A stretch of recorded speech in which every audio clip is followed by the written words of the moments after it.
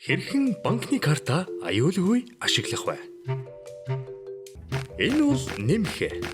Нэмхэ бол кул залуу. Учир нь тэр сар бүр утас Univision байрны мөнгөө интернет банкаар нь төлжигдэг. Гадагшаа явахдаа олон улсын эрхтэй карта ашигладаг.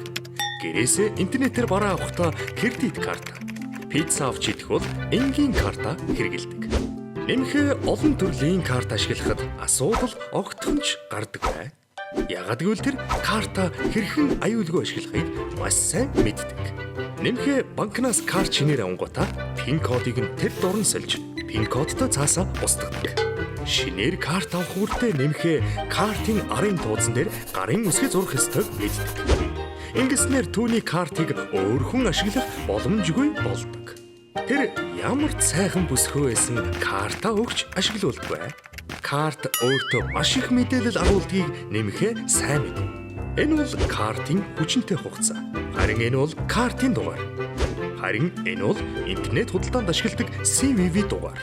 Өөр хэн нэгэн эдгээр бүх мэдээллийг ашиглан интернет худалдан авалт хийж болдгийг тэрээр маш сайн мэддэг тул яаралтай тохиолдол гарсан ч бусдад өгч ашиглуулдаггүй. Тэр худалдан авалт хийхдээ карта өгч явуулдаг бай. Нууц үгэн өөрөө хийдэг. Нэмэхэ ихч хөдөлмөрлөдөг, ихчин мөнгө олдог. Тийм ч учраас картын орлого зарлага интернет банкаараа хяндаг.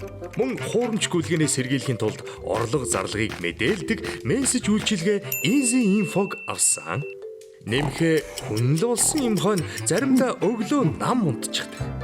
Нэг удаа ажлаасаа хоцроод яар сандарч явахдаа тэр картаа хайчихсан. Гэвч тэр үүнд огтхон санаа зовоогүй. Учир нь тэр гар утасныхаа интернет банкыг ашиглан карта өөрөө хаачихсан. Юмыг аж мэдэх вэ гэд 1816-46 утас руу залхан банкнда давхар мэдгдчихсэн. Харин дараа нь карта дахин захиалаад гоё загвартай карт тавлсан доо.